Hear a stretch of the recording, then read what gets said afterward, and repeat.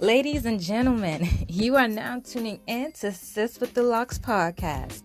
My podcast is dedicated to being all natural with thoughts and feelings of the world around us, from Black politics, Black entertainment, and to my Black commentary. You may not agree with everything that I have to say, and that's okay. So go ahead and send your voice message as your response to my video, and you never know, I might include you in my next episode. Until then, turn up that volume, grab your snacks, and sit back as you listen to Sis with the Locks commentary.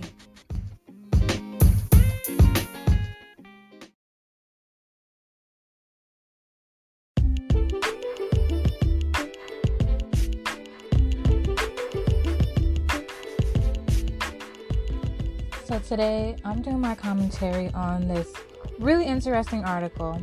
I feel like every article that I do a review on, I consider interesting. I mean, it kind of is since I'm doing it. But anyways, that's besides the point. But today, I'm going to be discussing African Americans' college majors and earnings.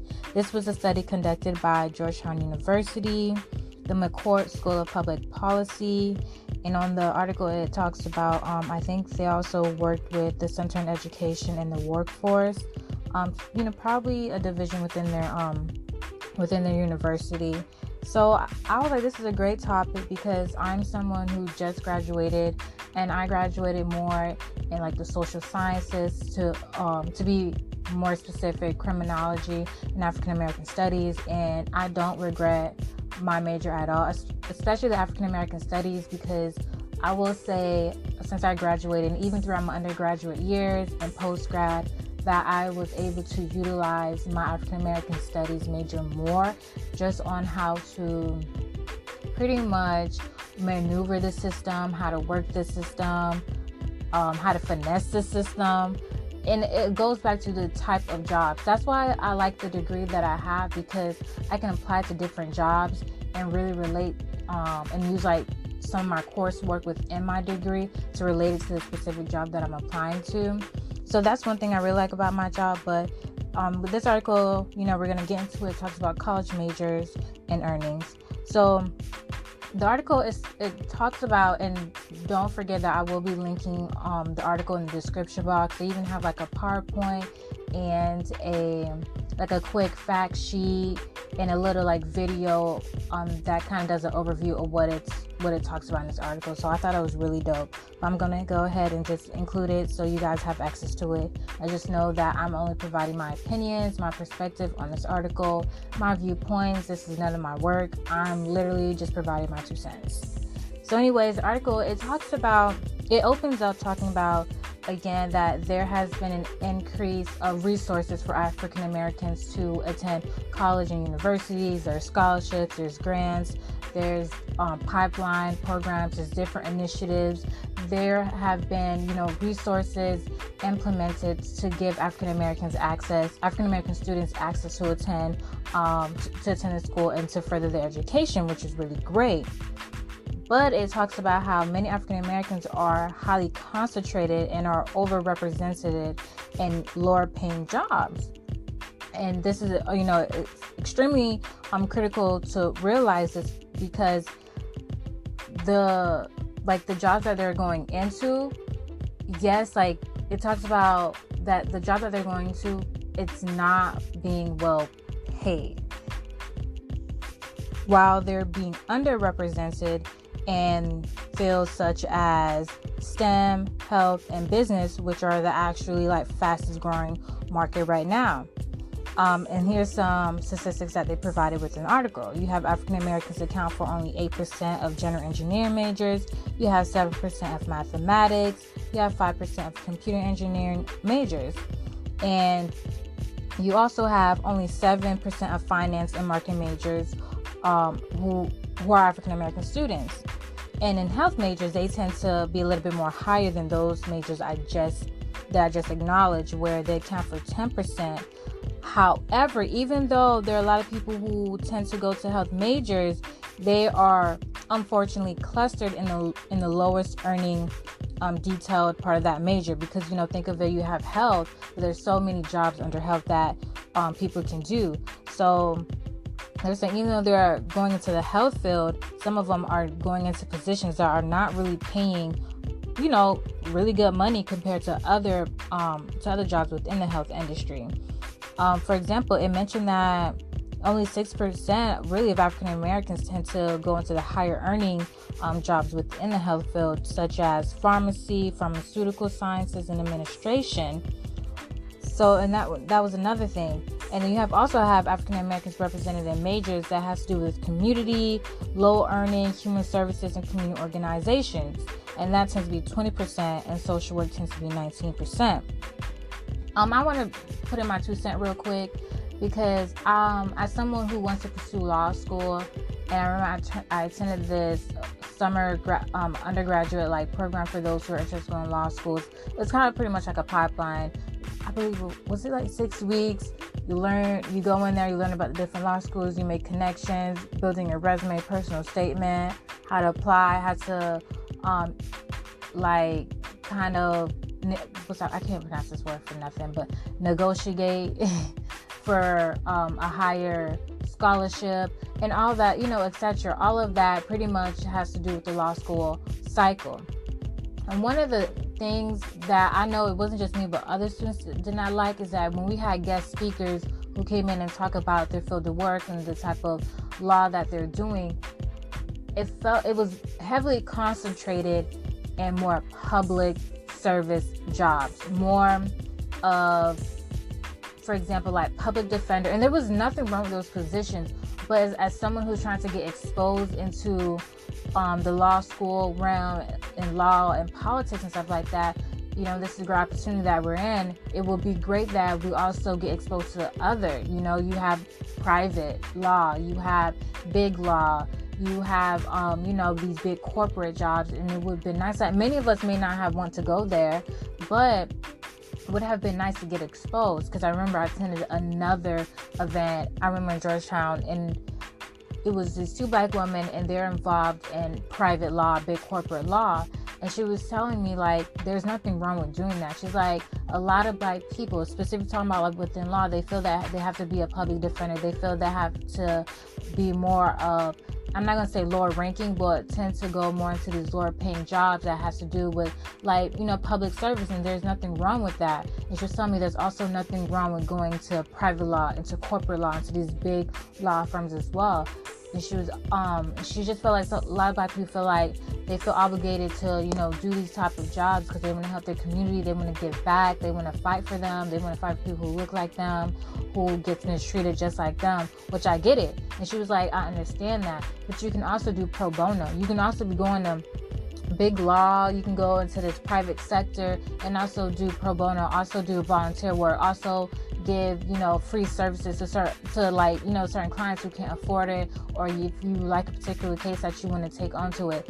So it's a lot of pros and cons, because and she was telling me with the private law that she does, she loved it. It does with communications, marketing, stuff like that. So there's different fields within big law. There's different fields within the private sector as well. So it's not always about we're just working for the corporate so they can keep the money.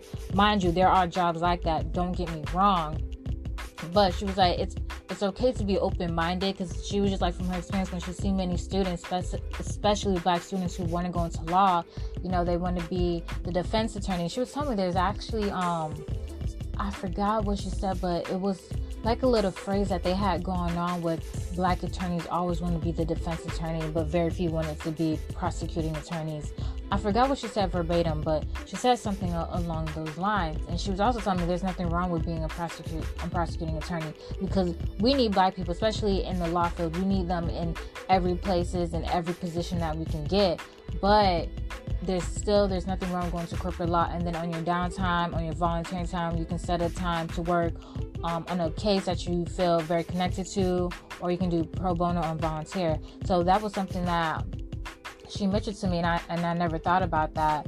So that's why I wanted to say, because even and I say this because during the program, I kind of felt like, and I know they probably didn't do this on purpose, but I felt like I was being pushed into more public servant jobs within the law field. I was just like, okay, I want to what other options do I have? What other opportunity that I have? Because if you don't know the opportunities that are there, you kind of at least for me, I feel like I limit myself to the opportunities that I know are there and that I see when there's other opportunities. So again, I can't rely on, this group or these certain people to bring opportunities to me. I have to go out of my way and look for them because they're not always going to be there.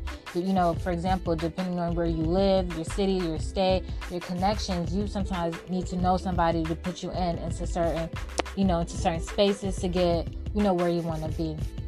So that's what I'm saying, because even to me, I'm going to be honest, it's I felt like I had an obligation to my community. I want to help my people, but it's at the end of the day, I got to feed myself. And even though I'm saying I have no family, it's still, I want to create generational wealth.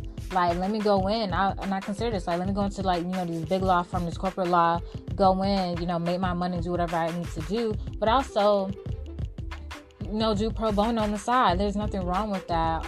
And again, it all depends on the type of job that you're doing, because you have people in big law firms that are not just money hungry, that are just making money for the corporate. Yes, there are some attorneys who do that, but there's other positions within corporate law that you can do, and that is what she was trying to stress to me. So I just had to put that out there. But the article continues to say why majors and earnings matter, and it does matter, in this article, because it was saying that African Americans who earn a bachelor's degree in a STEM-related major, such as architecture or engineering, can actually earn as much as 50% more than African Americans who decided to major in fields such as psychology and social work. And I loved how it break it down. That's why I really want you guys to look at this article briefly, but I'm gonna do my best to describe how the graph looks so you guys have a visual of it. But it divided it. So it had, major with the highest median earnings for African Americans, and it listed 4 different job sectors. You had the architecture and engineering, roughly 66,000. You had computer, statistics, and mathematics, roughly 61,000. That's the second group. The third group is health, again, roughly around 61,000. And then you had business, roughly around 51,000 as well. And then in the other group, it talks about the lowest median earnings for African Americans, and it had 3 different job sectors. You had the industrial arts, community service, and recreation, which tends to be 42,000. The second group is psychology and social work, again around 42,000. And then you have the third section, which is considered the arts, which was roughly 43,000. And so it was saying, obviously looking in the type of degree that you have, it definitely plays a role on top of the income that you're going to earn. Now, mind you, you can have a degree in any of these fields and either be making more or less. Just because somebody has a social work degree doesn't mean, they, to me, I'm looking at it, especially now, because everything is so iffy with the whole corona, the pandemic, the recession, the all of that.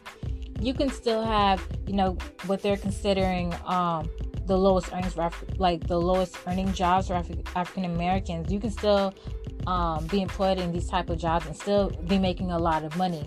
You can still be a nurse and struggling to pay your bills and make ends meet. There's so many factors. I don't want anyone to think if you major in this, you're gonna get a lot of money, or if you major in that, you're not gonna get a lot of money. I don't want that to come hopefully it doesn't come across like that, because at the end of the day, so many factors come into it. Like your city, you can be a nurse in Florida and get paid XYZ, and you decide to go to New York or California. Obviously the pay rate is not going to be the same, because you have to look at the economy, you have to look at the infrastructure, you have to look at the city that you're living in. You have to look at so many different factors. Like my social work degree is not going to equal the same amount I'm going to get paid in Florida if I decide to move to freaking Wyoming. That's just what it is. And I also feel again, with me, just kind of growing up and seeing how things are working out right now, you can still be majored, and you can still major in whatever degree you have, but also I feel always there's nothing wrong with having a side business or a side hustle. there's nothing wrong with trying to get multiple streams of income. That is something I had to learn the hard way. I mean, I should have known this by now, but by the time I was trying to get myself prepared, Corona hit. But that's a whole nother story. I'm not here to talk about my life. I mean, I can, but I'm not. So there's somebody who can, who major like in arts, psychology, social work, and still get paid and get paid a lot of money. There's some who may be engineering and may not be getting paid a lot, because guess what? There's so many different jobs within the engineering field. So just how in the article it mentioned that even though there's a lot of African Americans who tend to go into health, they tend to be clustered in the more lower paying jobs within the health industry. I mean, maybe I can say the same thing about engineering. I'm not an engineering student. I don't really know a lot of people in engineering. I know quite a few. So yes, they can have an engineering degree, but there's a possibility that they may be clustered in a section that doesn't really pay a lot within the engineering world and aspect and all of that. So that's something else to keep in mind. It's really cool, but they had a graph, and not a graph, like a table, and it said the concentrations of African American bachelor's degree holders among major groupings. So it kind of lists the most percentages to the least percentages of the type of majors that African Americans tend to hold. You have 50%, which was law and public policy, 12% was psychology and social work, 10%, like I said earlier, was health, 9% business, 9% social sciences. You had 9% computer statistics and mathematics. And, the list goes on. It lists out a couple more degrees. I'm not going to say all of them, because I don't want this podcast to be too long, but that's something I highly recommend that you guys look into. And then it talks about that there is very low representations in the fastest growing fields. Again, you had, and they did analysis of 137 detailed majors, African Americans who majored in pharmacy, pharmaceutical sciences, and administration. They had the highest median earnings, roughly around $84,000. You had industrial manufacturing, chemical, electrical, mechanical and computer, civil engineering, more into that STEM realm, and they tend to also have, get paid really well, with their median earnings ranging from $68,000 to $76,000. And again, it lists a table of the top 10 median earnings for African Americans with a bachelor's degree. It was ranked by the highest to the lowest earnings. The highest was actually listed as pharmacy, pharmaceutical sciences, administration at $84,000. Second highest, industrial and manufacturing engineer, around $76,000. The third highest, chemical engineering, $73,000. Electrical engineering, $72,000. Mechanical engineering, $72,000. Mechanical engineering. Oh, I feel like I said that. Oh yeah. So I did say mechanical engineering, which is at $72,000. Computer engineering, $69,000. Civil engineering, $68,000. Nursing, $66,000. General engineering, $66,000. Computer science, $65,000. And then in the second table, they listed the national bottom 10 median earnings for African Americans with bachelor's degree, ranked by the lowest to the highest earnings. And at the top of the list, it had early childhood education, which was earning, which is actually the lowest, which is $38,000, and percentage of African Americans who tend to go into this field was 10%. Human services and community organization, $39,000, 20% African Americans went into this field. Area of ethnic and civilization studies, $39,000, and it was roughly 9% of African Americans were into this field. Family and consumer services, $40,000 at 8%. Drama and theater arts at $40,000 and at 5%. You had miscellaneous industrial arts and consumer services at $40,000 and at 7%. Social work, $41,000 at 19%. Anything related to physical fitness, parks, recreational, and leisure was at $41,000 at 8%. Theology and religious vocations, $41,000 at 11%. And you have philosophy and religious studies at $42,000 at 6%. So it's showing, according to this table, it's showing even within the the National's bottom 10 median earnings for African Americans. Philosophy and religious studies pretty much was the one that they earn the most within this job sector. Ow! Y'all, I really just knocked my foot on this table. My bad, but moving on. So, and I like the way they worded it. When I read it, I was like, but I had to keep reading it to understand it. But they were saying that African Americans who major in early childhood education have the lowest median earnings at $38,000. But they were saying that many African Americans with a bachelor's degree, they tend to be this is what they say verbatim, to be part of intellectual and caring professions, which is again, all of these job sectors and degrees, it's a great accomplishment to earn your bachelor's degree. It's a lot of knowledge, a lot of time to studying, working your skills. It was saying that this is highly educated workers whose earnings tend not to reflect their years of higher education, which is true. A great example is being a teacher. A teacher is one of it's a hard, any job is hard in my opinion. There's so many factors into it, but again, we can look at teachers. Teachers, they do a lot. They just don't teach. And, anybody with common sense knows this, but some will argue against this point. Again, teachers are not just teachers. They're parents, they're social workers, they're therapists, they're a counselor, they're everything, to a child, and especially depending on the area you're teaching. Especially if you're teaching in the lower income neighborhoods, and you're teaching into those schools who tend to have a lot of students in one classroom, teacher shortage, low access to resources, and things like that. And mind you, you can have students who go into this quote-unquote well schools who have a lot of money and good neighborhoods, and these students still can have a lot going on back at home. At the end of the day, you can be in a good neighborhood, I'm saying these in quotes, or in a bad neighborhood, I'm saying that in quotes. But again, that doesn't decrease or diminish what is going on at home. So that's what I'm saying. Teachers, they do a lot besides teach. However, the things that they have to do, the things that they have to go through, whether it be with the student, within the classroom, within the school, within the school board, we know that the amount that they get paid does not equal the work that they have to get done. And again, we need teachers. We really do, because some parents, they're not trying to teach their kids. They'd rather just send them off to school. They'd rather have a teacher do it. Teachers are also parents. They're also daycare workers. They're everything. And students are in school more than they are home. Literally, just like you had a 9-to-5 job, going to school is it's a 9 to 5. And when you come home, you see your parents a few hours, and then it's time for you to go to sleep, and then you do it all over again. Obviously they're on the weekend, but depending on people's housing situation, they may not see their parents as often. So there's a lot of that go into it. But I'm saying that to be a teacher, it's a lot of work. They have to do a lot of testing, a lot of certification, making sure they're doing the continuing education, and they do a lot for the students.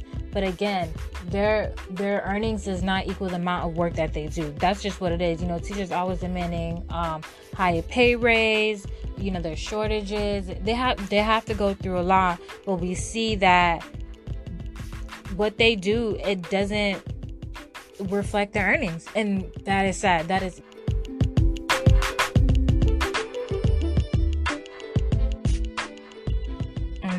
So did you like what I had to say? Oh, okay, great. So go ahead and go over to my Anchor podcast to listen to the rest of it.